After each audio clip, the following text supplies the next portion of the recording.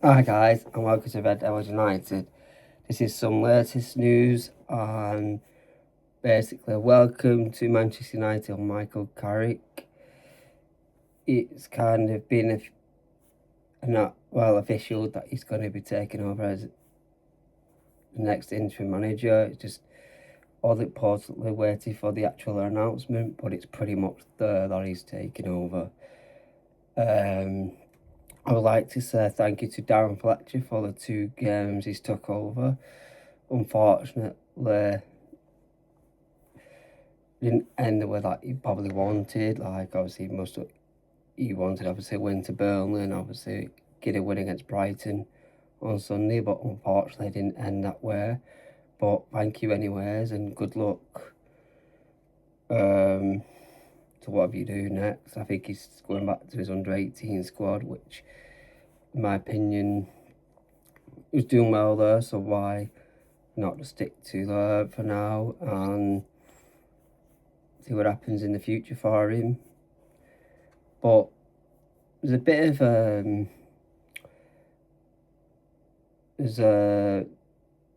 this what's come out.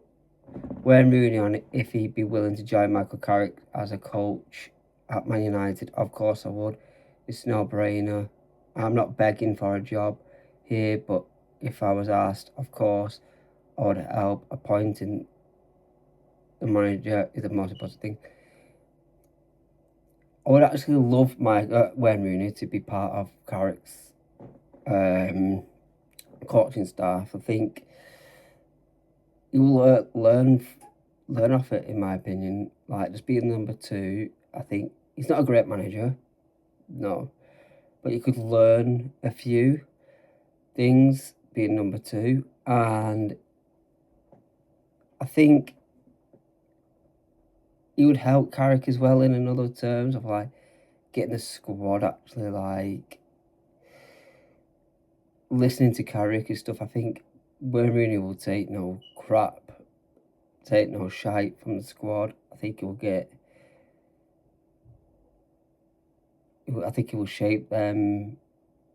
Where Carrick, I think is too nice in a way of that. You need some aggression sometimes and more to get the team to listen to you more. And I think Wayne Rooney is that part of a player. Like, you've seen him part of a person. Like, you've seen him in how passionate and how thing he is when he was a player. I think he would bring that. And I think he would bring the best out of. He could teach Sesko some few stuff as well, and maybe Xerxes if he's still here at the time. But I think it would it'd be nice to see him. But as I said, with what obviously we've heard and stuff, I don't think he's going to be there.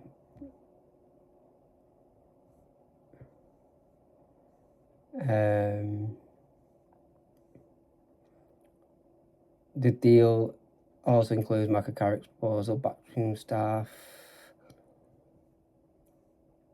Michael Carrick is already at Carrington with an official announcement expected next. All terms agreed on short-term contract and with the backroom staff. Yeah, the official announcement is pretty much soonage, to be fair. Like, I'm surprised it's not already been announced yet, to be truthful, because we know it's there, it's agreed, everything's agreed, and it's just a moment of time for him to be appointed. There's a picture of him arriving to Carrington this morning. Steve Holland will be part of Michael Carrick's backroom staff team at Manchester United. Woodgate, Evans and Travis Binion will also be the coaching staff. That says it all. That's all. I'm sure Steve Holland was part of Gareth Southgate's coaching staff is number 2 for England. I'm swear down, I am going to be fuming if this leads to a Southgate permanent coach in the summer. it's like a domino effect. You bring his number 2 in, and then normally bring the end recipe in. Oh my God, swear down. If this club weren't finished, it'd be finished if they appoint Southgate in the summer or end of season. I swear down. We can't go down that route. No. I back it for the I back the management, the interim coach, and the backroom staff to end the season, because practically the season's over anyway. The only way to save it is if we could get that fourth spot, or at least fifth, whichever. But then we need to bring in an actual elite manager with elite coaching staff. No, this can't lead to Southgate. I tell you now, that would be a wrong move. Yeah, Holland worked under Gareth Southgate at England and spent several years with Chelsea, where he had major success under a number of managers. Holland was sacked as manager of a Japanese club, Yokohama, if Maroon, in April, after only 4 months in charge. Oh my God. And you're bringing him in as a number 2. We could have had so many better number 2s in. We could have had Rooney in. Oh my. Oh my God.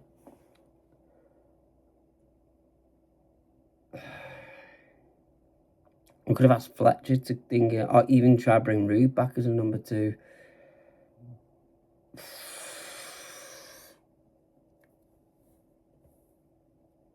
Oh my. Or even ask Paul Scholes or Nicky Butt, would they do it? Oh my.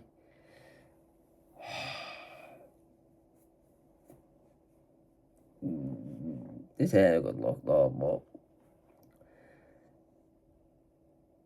Dale Fletcher was offered a role with Michael Carrick's appointment, but wants to continue leading. I totally get that, because I think Dan Fletcher knows he's not ready to take that next step, and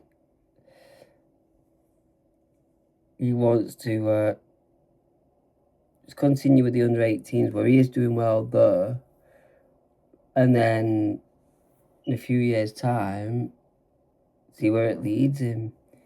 I could see him taking over like an actual team, like a maybe a championship side or something like that. But I think he knows United's main team, first team, it's going to be too much for him. Like, obviously them 2 games was in charge and stuff, I think he knew then it's going to be too much. So I get that from him, and I don't blame him. But it's all about, it's not about, I think it's about Carrick. It's his day today to get appointed and see what he can do for the rest of the season. It'd be interesting to see what he could do from now to season with this squad. There's been something around saying he's going to have funds if he wants to spend in January. Then there's another one where it's saying that's not the case. He hasn't got the funds and not going to do anything in January. Like, for me, we've lost Conor Gallagher anyway. He's going to Tottenham. But it's no brainer going for Ruben Neves. He's not going to cost like 50, 60 million, 20 million the most. Go and get him. We need a midfielder. It's no brainer, get him. He's doing well in the Saudi, Al Hilal or whatever you pronounce it. It's no brainer, bring him in. Even if it is the short term, obviously the long term, like, there's just things about in the summer we could be getting 2 midfielders out, like Elliot Anderson, Adam Walton and Carlos Belieber. I think out of the three, I think we got more chance of getting Belieber than any of them two, because with Anderson and Walton, why would they come when, like, we don't know where the future of the club's going to be, if you're going to be in Europe or at all. We don't know who the manager's going to be. Well, if they go to, like, say, City, Arsenal, Villa, possibly, maybe Liverpool, they know. Well, then again, Liverpool, you don't know, because you don't know what's going to happen there with Slot. But Arsenal, City, Villa, maybe, right? You know where the manager's going to be. You probably know where the future of the club's going to be. Maybe City, depending on what happened with Pep, but still, whoever manager comes in will get the best out. Still, will get the best out of City, whatever. So, but with United, you don't know where the direction of the club's going to be. Where we're going to be next season. Like, will we have Europe football, and which one? Who's the manager going to be? Is the manager actually going to be good enough for this team? Like, what other signings are we going to bring in? We're going to bring in more younger players, like we have been doing, what's not ready yet. So, what I reckon Carlos Believer be, but obviously the thing is, Ruben really wanted him, but Ruben's gone. Let's see if we still go after him. If we go after him, then obviously this story about Ruben really wanting him is a bit of BS, because we still got him either way. Like, we've got City on Saturday. That's going to be interesting in itself. Wondering what his first 11's going to be, what formation he's going to use. Obviously, people talk about the system at times.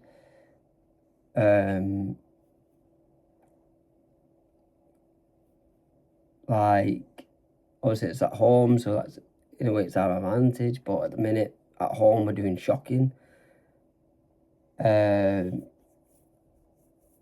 Like, City's got a game tonight. Will they be a bit tired for Saturday afternoon? Depends on how, if they rotate that team, if they start Haaland and stuff, and if they get any injuries as well.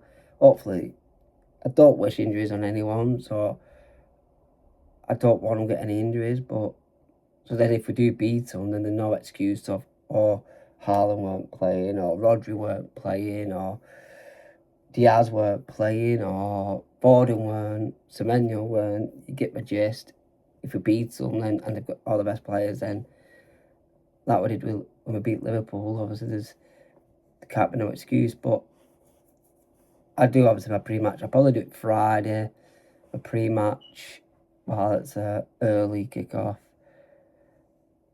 But yeah, it's genuine to see, like, here club bosses favour Michael Carrick, because he considered to be more of an hands-on coach. Carrick personality, on coaching qualities, impressing your players during his time at Manchester United, and he is therefore favoured by some of them. Yeah, for the 3 games that we were in charge last time, I agree with it. He did pretty well. But obviously, when he was here last time, obviously it's a different team. So, well, good luck to him, and welcome to the club, Michael Carrick.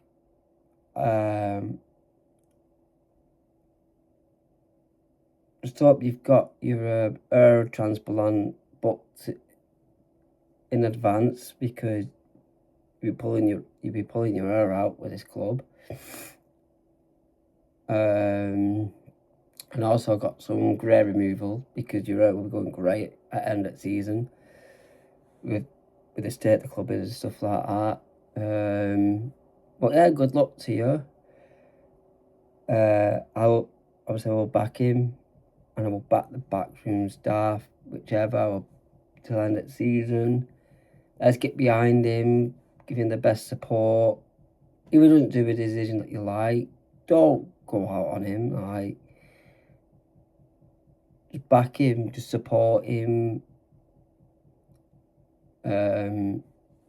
Like I said, the season's over anyway, really. We're out of both domestic competitions. It's just now, let's get high, finish higher as possible in the league we can. Possibly fourth spot, but if we could get fifth, buzzing up. That's not norm. That's at the minute Champions League spot anyway. So hopefully we're getting that Champions League and improve the squad in the summer, ready for the new manager to come in. But yeah, let's back him, and I'm sure he will give it his all and stuff. It's just, and like I said, good luck to him. Good luck. And welcome to the club. The official announcement, possibly soon. Probably once this video is uploading, it probably come out. So yeah, so there's a bit of the latest news, and welcome Michael Carrick and his coaching staff to the club.